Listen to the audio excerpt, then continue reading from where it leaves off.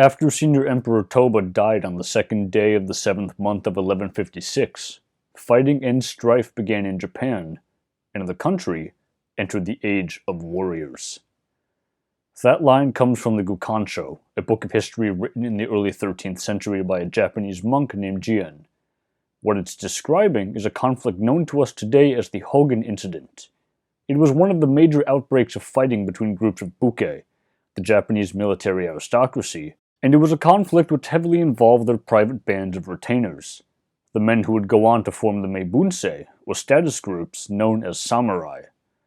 At one time, historians believed that the establishment of the Kamakura Bakufu, or shogunate as it's sometimes called, the first samurai government in 1185, marked the formal transition of classical Japan of the Nara and Heian eras, roughly 710 to about 1185, to the medieval Japan of the Kamakura and Muromachi eras, roughly 1185 to 1573.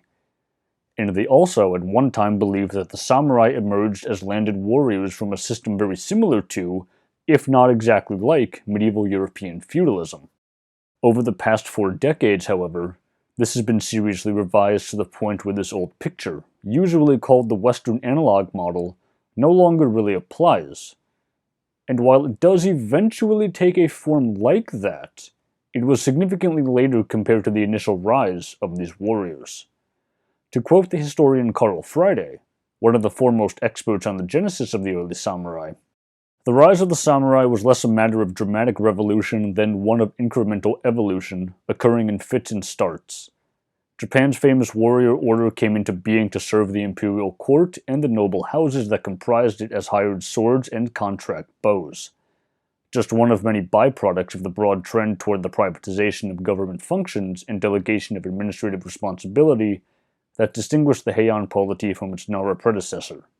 Its roots sprang from shifts in Imperial Court military policy that began in the middle decades of the 8th century and picked up momentum in the 9th.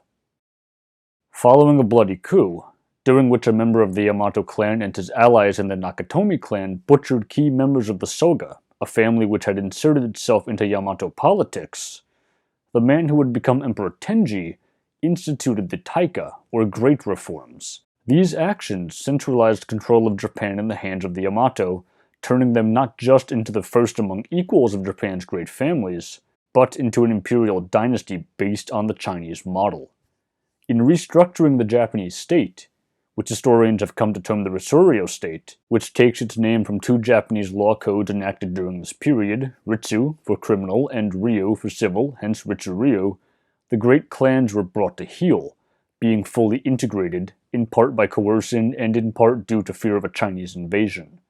To ward this off, temples were constructed to bless Japan and offer divine protection, fortresses were constructed along the coast, and the military was overhauled. The old system often consisted of levies raised by local chieftains or the great clans, but under the Ritsuryo system, all free men between the ages of 20 and 59 were liable for service to be enrolled in gundan, provincial regiments, and by the year 700, the central government controlled all of the state's military apparatus: weapons, horses, troops, officers, and equipment. The problem with this system, however, was twofold.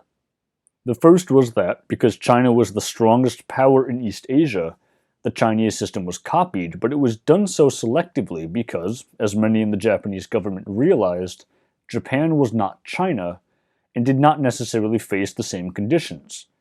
The government had problems actually enforcing the conscription of all able-bodied men, because the adaptations were built around compromises in the Japanese administration, which resulted in tax and census records being used as a basis for military recruitment. But if peasants were to lie about those things, then there would be inaccurate data to use for the military. The second problem was that the state had to make a decision. Should Japan employ numbers or technology, one of which was cheap, the other of which was fairly expensive? The state opted for numbers, fielding large amounts of dismounted, lightly armed infantry, but at the time, the premier soldier of the age was the mounted horse archer. These units were costly and time-intensive to train, beyond what was required for infantry, so while the state attempted to keep units of horse archers fielded, The system developed in such a manner that only those who had the wealth to buy and maintain horses and train with bows could be fielded as horse archers, which in the long run meant the wealthier members of Japanese society. By the end of the 8th century, however, the situation had changed, both in Japan and in East Asia more generally. The feared Chinese invasion never came, and Korea was unified. Conflict between the two checked Chinese expansion into the northeast of the continent, or at least near enough to Japan for Japanese fears to be eased, and the aristocratic clans of Japan had more or less come to accept their new place in the Japanese order. So, a large military really was not needed anymore. The general situation within territory controlled by the Yamato state, Yamato being the name of the imperial family and sometimes used to refer to Japan in this period, was one which required what we today would understand to be law enforcement rather than militaries. In the frontier regions, essentially on the northern third of Honshu, the main Japanese island, infantry units still did have a role to play, but mobile strike forces were often needed just as much as infantry. So, reacting to this changed situation, the court downsized and began to outsource the needs of the military to private contractors. I suppose we could term them mercenaries, but that's not entirely accurate, as we'll see pretty soon. At one time, the situation in the countryside during the 8th and 9th centuries was held to be analogous to a feudal system, essentially grants of land tenure for military service. We now know, however, that although land for service was eventually exchanged by at least the 1600s, this was not initially what was happening. The overall aim of the Ritsuryo state was to centralize control over the country, envisioning the state as essentially an agricultural one, where the peasants would farm and the imperial court would act as landlord. This general idea never really changed all that much. What did change in the 8th and the 9th centuries were power structures and how that power became legitimated in Japanese society. What the court and the court aristocracy, which is what the powerful clans of the 6th and 7th centuries more or less became, were interested in was maintaining centralized power and tax collection, which, because they envisioned the system as one analogous to a farm, they interpreted as rice collection. As long as the rice kept being grown and collected and taxed, the day-to-day functions of local government did not matter all that much. So as a result of this, a new, localized aristocracy developed, composed of minor aristocrats, wealthy peasants, and estate managers, who would oversee local administration and control of and management of the vast land holdings of the court aristocracy in exchange for localized power. While the court understood control in terms of rice, this new local government understood control in terms of labor and of human bodies. So what arose is a system where the regional governments did not actually care about ownership of the land.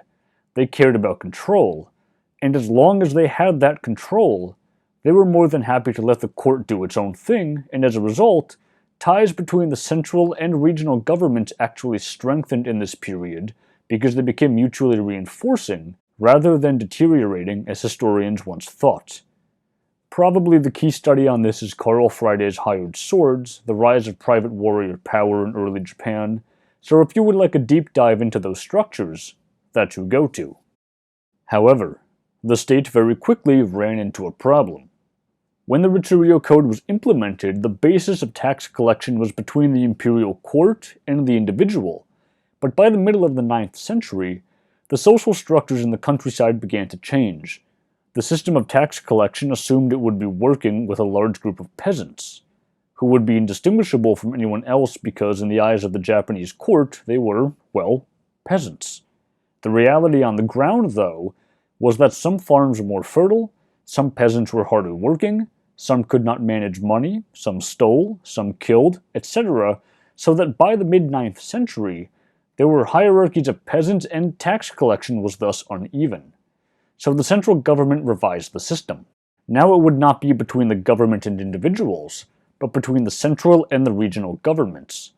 Revenue quotas were set up, and governors were supposed to make up any shortfalls out of their own money supplies. But how that money was to be collected was up to the governors.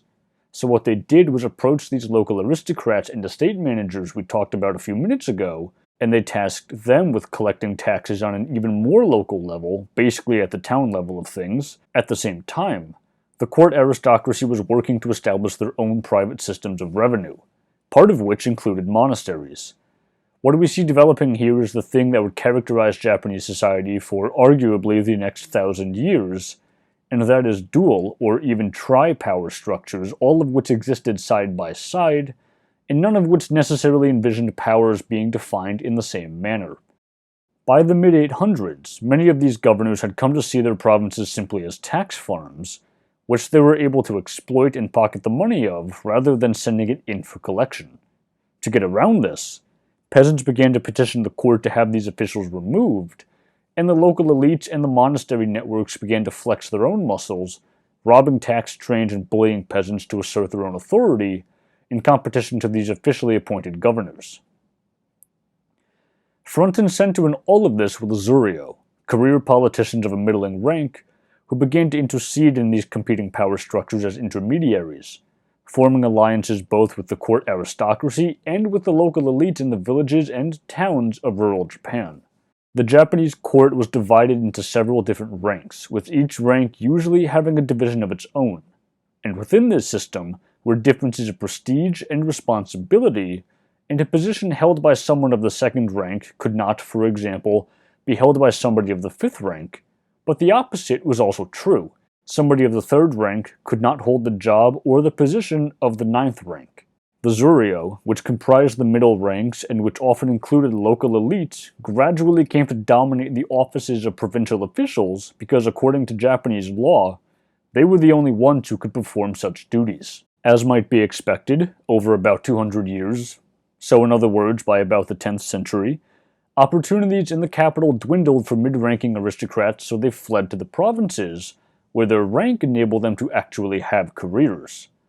Because they maintained their alliances with the higher-ranking nobles, and because they slotted themselves into these local structures, they formed another position of power in the provinces which peasants or local elites could go to. So what's happening isn't privatization, so much as different offices became monopolized by certain groups by virtue of their court ranks, and it formed a web within a web within a web of court channels and power systems. These competitions for power and prestige led to the need for muscle, so to speak. As I mentioned earlier in the video, the failure of a Chinese invasion to materialize started to lead to a shift in military policy away from a conscription and more towards sort of a law enforcement type of system.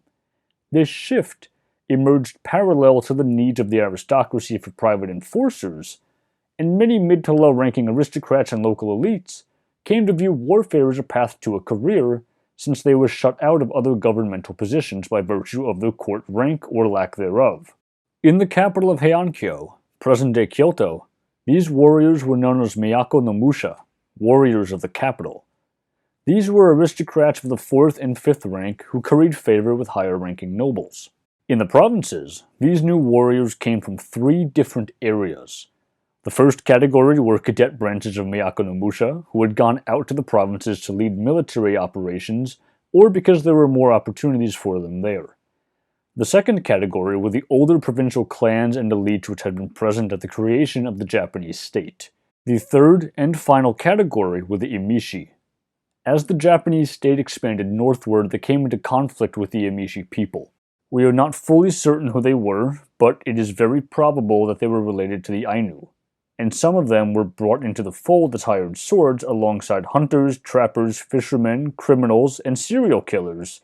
Essentially, anybody on the frontier who was willing and able to break Japanese social taboos of violence. It was at one point thought that this new military order usurped the power of the Imperial Court, but more research has revealed the exact opposite to be the case. The court actively tried to work with this new system. The new aristocratic warriors were deputized by the court to fulfill law enforcement and military posts, and the increased pressure placed on the Miyako no Musha led to increased recruitment of their own hired warriors. At the local level, this led to personal ties of loyalty and mutual support, but at the higher levels of government, this was worked into existing military structures. It's just that now some of the soldiers happen to be subcontracted. What was different about these new posts, however, was that they gradually became premised on the ability of the aristocratic warriors to recruit troops for themselves. The court came to embrace this system because it realized that the ability of semi-privatized chains of command, made up of their own aristocrats and bureaucrats and provincial nobility, to recruit governmental troops and governmental armies, was both cheaper than maintaining a standing army and allowing troops to be raised when needed. So what did this military look like? Well, it was a mix of state-run soldiers and semi-privatized military bands, essentially protection forces. The provincial regiments were officially disbanded in 792, but no guidelines for recruiting troops were given for the 9th century, and it remained on an ad hoc basis, but aristocrats could not just recruit troops at a whim. They had to do so with the backing of imperial authority.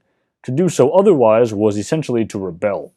So, although the recruitment systems became semi-privatized, historians are recognizing more and more that the court still maintained a very large degree of control. On the one hand, the noble warriors would recruit their own warriors and their own retainers.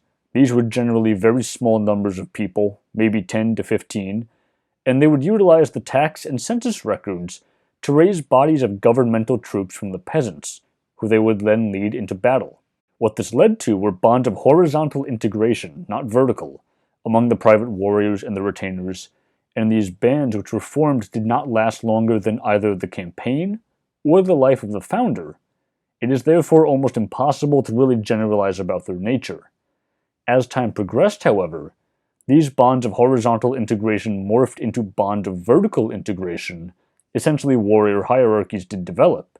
But despite this, these were not long-standing master-servant ties predicated upon land for service, because, as mid-ranking aristocrats, the warriors who formed these bands did not always have land or really any other resources to give out to their followers. They themselves were still held in check by the Imperial Court. So despite increasing complexity, warrior networks remained extremely fragile, and these nebulous alliances tended to remain decentralized and short-lived. But what emerged out of these bands was an honor culture and a system among the samurai themselves of policing sanctified, semi-legitimated violence, which would characterize samurai culture for the next few centuries. That changed in the 1180s with the development of the Kamakura Bakufu. In 1159, so about 20 years before this, Minamoto Yoshitomo, one of the leaders of these new warrior clans, took part in the Heiji incident, an attempt by various political players to take control of the capital, but he was defeated and executed, and his sons were exiled, largely stripped of titles and power, and condemned to live out their lives as minor warrior aristocrats in backwater provinces, the ghosts of what had once been a mighty warrior family. The man who won that contest for power was Taira Kiyomori, the head of another warrior family of court aristocrats. Kiyomori worked his way up into the imperial family and married his daughter to the emperor and set up his grandson to become the new emperor, who ascended the throne as Emperor Antoku in 1180. When that happened, a rival prince, Mochihito, put out a call for anyone and everyone to come to the defense of the imperial court and restore rightful control to the imperial family. The Minamoto had been one of the more prestigious court warrior families because they claimed descent from members of the imperial family themselves, so the eldest surviving son, Yoritomo, heeded Prince Mochihito's call to arms and essentially weaponized his family's name. This technically put him in rebellion against Emperor Antoku and the court, but Yoritomo declared that the Minamoto family would guarantee the rights and the prerogatives of warriors in the name of the legitimate Emperor Mochihito. In other words, if this rebellion worked, then whatever land or rights warriors thought they had would be backed up by the Minamoto, and through them the court, the ultimate arbiter of Japanese legitimacy. This conflict became known as the Genpei War, but it would be a mistake to conceptualize this as a conflict between the Minamoto and the Taira. Not only were there other major families and clans involved, such as the Fujiwara, Yoritomo's call to arms and his claim to legitimacy set off a firestorm of local blood feuds and provincial-level civil wars. All of Japan was now in strife.